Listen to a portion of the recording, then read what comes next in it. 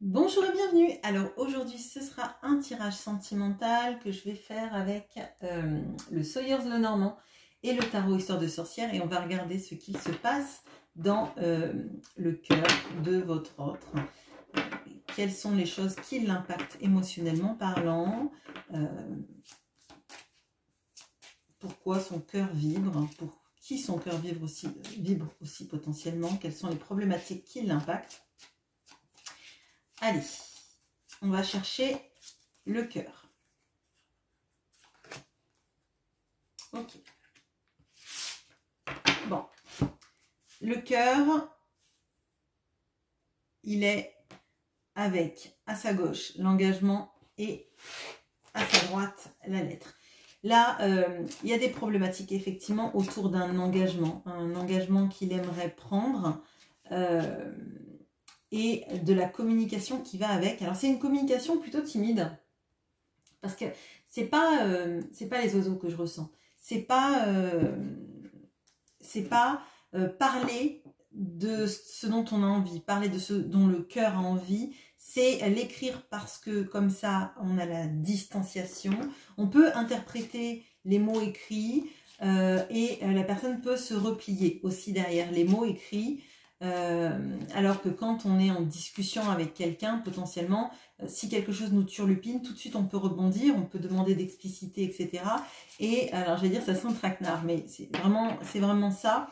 C'est en écrivant les choses, en écrivant un mail, un texto, une lettre, on est moins engagé par les mots qu'on dit, non pas parce qu'ils n'existent pas, mais parce que il a le temps de répondre, de prendre son temps pour répondre à un message écrit, alors que s'il est en conversation téléphonique, c'est plus compliqué d'expliciter les choses quand on ne veut pas vraiment. Là, il y a des vraies envies de s'engager, ou de parler en tout cas d'un engagement. Mais moi, ce que je ressens, c'est que c'est timide et c'est protégé, quelque part. Bon, alors... Qu'est-ce qu'on peut me dire du coup sur cette communication et cet engagement?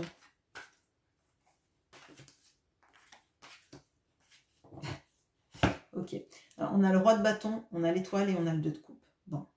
Alors là, effectivement, il y a une reprise de pouvoir, une reprise d'envie d'aller à la conquête. Alors, c'est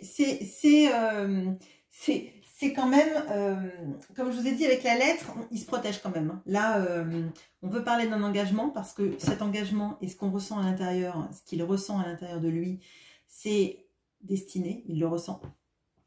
Et c'est surtout parce que cet engagement, c'est vis-à-vis de vous. C'est parce qu'il a compris que vous êtes la personne qui lui plaît, avec qui il a envie d'être, et qui fait vibrer son cœur. Vous voyez, le 2 de coupe, c'est la personne avec qui on se sent complémentaire, avec qui on a envie d'être, avec qui on se sent, je dirais, alors j'allais dire béni, mais sans notion de religion. Vraiment, c'est plutôt, on est destiné, on est avec la personne qui nous ressemble, qui nous complète, avec qui on a envie d'être, avec qui on a envie de partager les meilleurs comme les pires moments. Il y a vraiment de ça. Avec le roi de bâton, on a à la fois le désir et l'envie de conquérir. Enfin, vous voyez, c'est un empereur qui pourrait nous faire penser à César, qui pourrait nous faire penser à ce genre de personnage qui n'a pas peur des projets de conquête, qui n'a pas peur des batailles, qui n'a pas peur d'exprimer son point de vue et ses envies. Alors, là, vraiment, c'est très positif. Ce que je ressens, c'est vraiment du positif et de l'envie, de l'envie de s'engager, de l'envie de construire. Mais effectivement, c'est timide.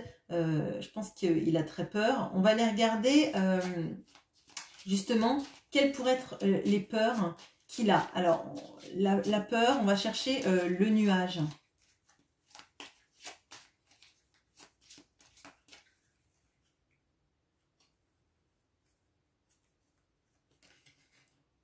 Ok.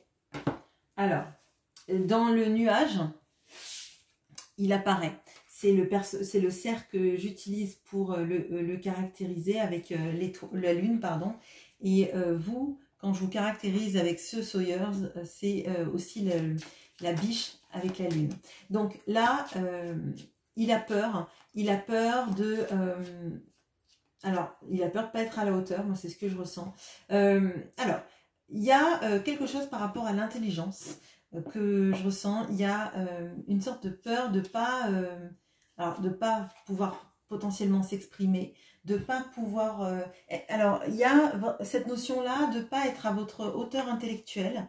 Ça parlera peut-être à certains. Mais il y a quelqu'un là qui trouve que vous êtes quelqu'un de brillant ou de très intelligent et qui a peur de ne pas suivre sur la longueur ou que vous vous lassiez. Alors des joutes d'esprit et potentiellement d'ailleurs, je vous dis, c'est quelqu'un qui veut communiquer par écrit et pas par oral, potentiellement parce que c'est peut-être quelqu'un qui est peut-être aussi intelligent que vous, hein, même peut-être que vous le trouvez plus intelligent que vous, mais en termes de communication, je pense que vous êtes au-dessus. Vous savez rebondir, peut-être même d'ailleurs que vous disséquez tous les mots que la personne dit et que ça a tendance à alors pas le bloquer, mais peut-être un peu le frustrer parce que lui, il a l'impression que quand il a quelque chose à dire, il a besoin de prendre plus son temps pour l'écrire. Alors ça ne veut pas dire que quand il vous envoie un coucou ça va, il l'a mûrement réfléchi, on est bien d'accord. Cependant, je pense que le coucou ça va à l'écrit, ça peut venir avec des personnes par exemple qui sont en silence radio. Et le coucou de ça va, il est stratosphérique, il sort de nulle part. On a eu un silence radio de quelqu'un pendant des mois et un jour on reçoit un coucou ça va, comme si en fait on s'était quitté la veille. Et je crois qu'en fait on a quelqu'un qui a du mal avec la communication, qui a du mal à sortir ses émotions, les exprimer et surtout à l'oral ça doit être alors je vais dire ça doit être une cata, mais je pense qu'on est vraiment là-dedans. Alors du coup qu'est-ce qu'on peut me dire de plus sur ce problème de communication, cette peur de ne pas être à la hauteur dans les mots qu'on utilise potentiellement. J'ai mis mon jeu à l'envers. Oui. Ok, j'ai mis tout mon jeu à l'envers.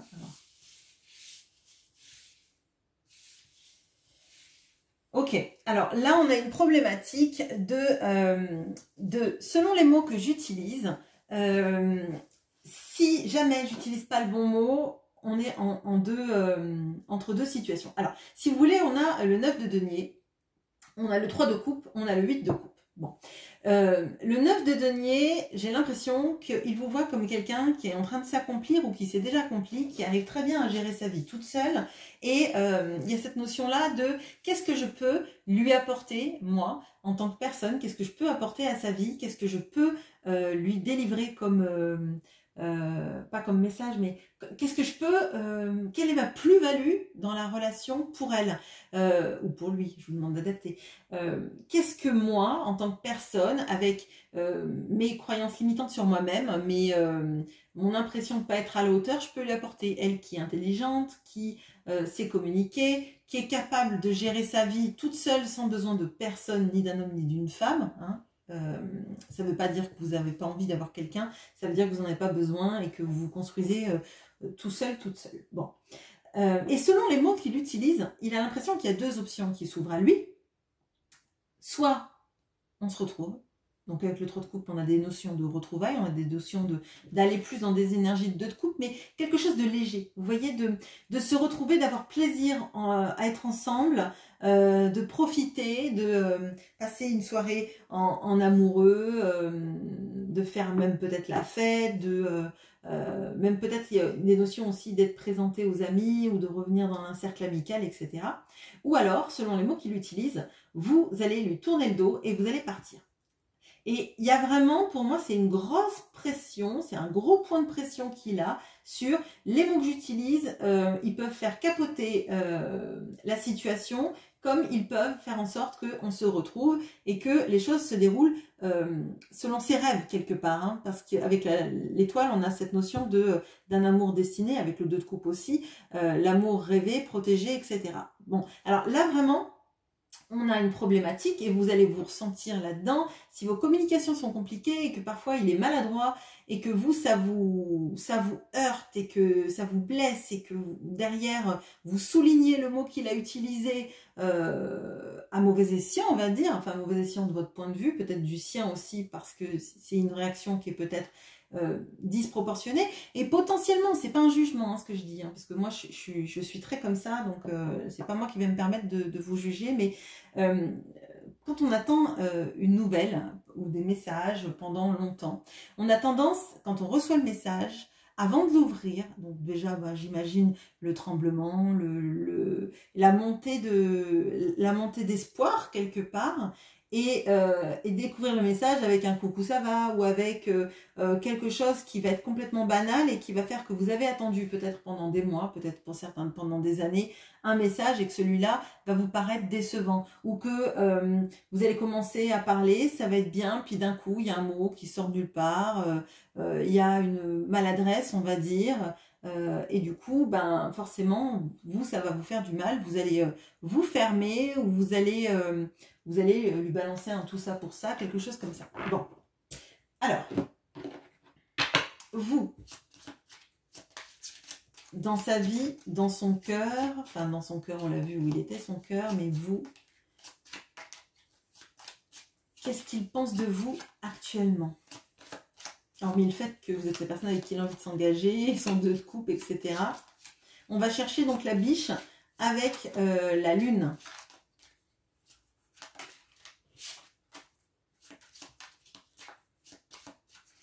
On a le serpent qui vient de tomber. Alors peut-être que il a un peu peur de son entourage ou du vôtre. Allez.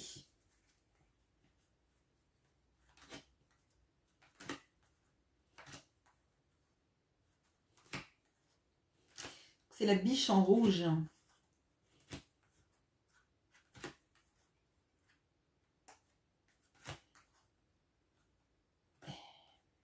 Bon. Alors. Ok. Alors, là, il a très peur que vous, ce soit fini pour vous. On a là des énergies en ce moment entre le mouvement de retrouvailles et un mouvement de désengagement. Je pense que parmi les personnes qui regardent cette chaîne, il y a des sortes d'aller-retour très bizarres, insatisfaisants, avec quelqu'un qui ne sait pas exprimer l'envie qu'il a d'être avec vous, et vous qui êtes en gros ras-le-bol.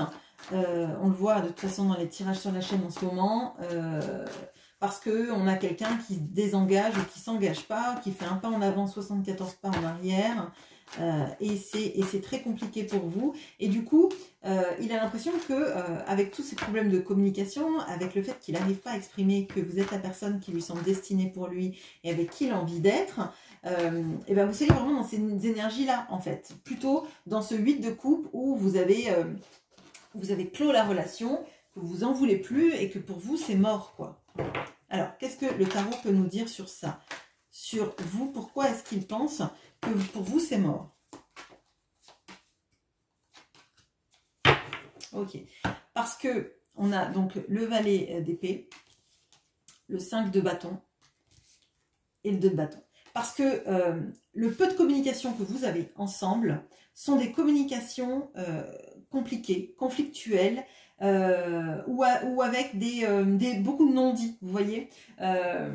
Et on le voit d'ailleurs, il s'exprime très peu au téléphone, les messages, ça doit être vraiment très succinct, ça ne doit rien révéler de ce qu'il pense, et si vous essayez d'aller creuser dedans, ça peut partir en conflit ou en fuite de sa part.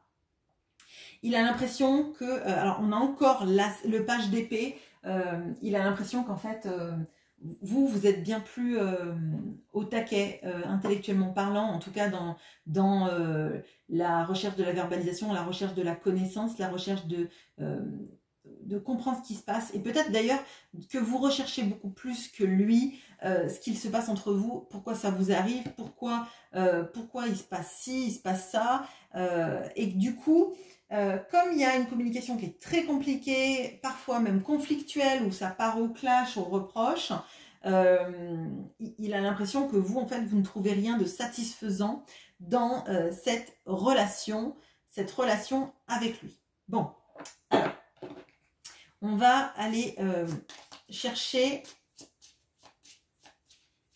l'étoile dans le petit nœud normand pour aller voir quel peut être un conseil pour vous par rapport à cette situation, alors, par rapport à cette personne qui a visiblement très envie d'être avec vous et de communiquer, mais qui a peur que vous ayez tourné le dos. Quel est le conseil pour vous? Allez, on cherche l'étoile. On cherche l'étoile. Ok. Alors, l'étoile, elle est au centre entre l'arbre et la montagne. Alors, le conseil pour vous, il est dans, déjà dans le fait de travailler sur vous, sur ce qui vous fait mal, sur ce qui appuie. Lorsque cette personne, par exemple, quand elle vous envoie des messages insatisfaisants, quand elle ne vous envoie pas de messages, qu'est-ce qui appuie sur vous? Quelle est votre marge d'action par rapport à ça? Comment vous pouvez ne plus souffrir de ce comportement-là? Ce qui fera que quand cette personne, elle écrira, déjà vous ne serez pas entre l'euphorie et le désespoir, je dirais. Enfin, je vais très loin quand je parle de l'euphorie et du désespoir. Encore que l'euphorie, je ne suis pas certaine que j'aille très loin, mais déjà... Ça permettra qu'il y ait un moins grand écart entre le super, on va se retrouver et j'en ai ras-le-bol de lui, je pars. Vous voyez ce que je veux dire? Et il le ressentira aussi d'ailleurs plus profondément dans ses énergies. Travaillez aussi sur ce qui vous semble insurmontable dans la relation. Est-ce qu'il y a des choses chez lui, des actions chez lui, outre le silence radio, qui peuvent vous décourager et qu'est-ce qui vous paraît, vous, dans une vie, par exemple, à deux, dans une vie de tous les jours, qu'est-ce qui est pour vous un gros frein à la relation et qu'est-ce qui peut être franchi, dépassé, amélioré. Non pas seulement par vous, votre action, mais dans une action collaborative. Vous voyez? Alors, quel est le conseil du tarot vis-à-vis de ça? Je les mets toujours à l'envers. Ok. Alors, déjà, voir effectivement ce qui vous peine dans vos rapports. Qu'est-ce qui vous fait trop de mal? Qu'est-ce qui appuie sans arrêt? Qu'est-ce qui est... vous avez l'impression que il touche toujours le point où vous avez une blessure. À ce moment-là, est-ce que vous n'avez pas un impact sur votre propre blessure pour que s'il appuie, ça vous fasse pas mal, ça vous fasse une petite sensation, mais que ça vous mette pas dans tous vos états, que vous le renvoyez pas dans ces 22, que vous, ça vous fasse pas de mal et que vous passiez pas vos soirées à pleurer, à vous faire du mal. Bon. Vous dire que potentiellement, dans la relation, il y a du potentiel. Ça, vous le savez, vous l'avez ressenti. Et vous aussi, vous avez peut-être votre carte à jouer. Vous n'avez pas à subir une relation, vous pouvez aussi pas la manipuler, parce que dans le magicien, on a cette notion-là, mais vous pouvez aussi avoir un impact positif dedans, dans cette relation, pardon, et dans toutes les possibilités de votre vie aussi. Et le 2 de denier, ça nous met au point d'équilibre. C'est-à-dire vraiment trouver un équilibre entre ce qui peut être amélioré, ce qui paraît insurmontable. Est-ce que dans cette relation, il y a une balance négative ou positive? Est-ce que la balance ne pèse pas trop dans le positif, enfin dans le négatif plutôt, parce que le positif, ça ne serait pas terrible. Et qu'est-ce que vous prenez dans la relation? Qu'est-ce que vous donnez? Est-ce que vous ne donnez pas trop? Cherchez un point d'équilibre, en fait. C'est vraiment ça. Pour moi, ça parle effectivement de la guérison des blessures, mais pour vous, pas forcément pour la relation. Ça profitera toujours à la relation, mais ça vous profitera encore plus à vous de ne pas être dans une instabilité émotionnelle. Voilà ce que j'ai pour vous. J'espère que ce tirage vous aura parlé. N'hésitez pas à me dire en commentaire si vous aimez ce genre de format pour qu'on en fasse plus souvent. Et je vous souhaite une très bonne journée. À bientôt.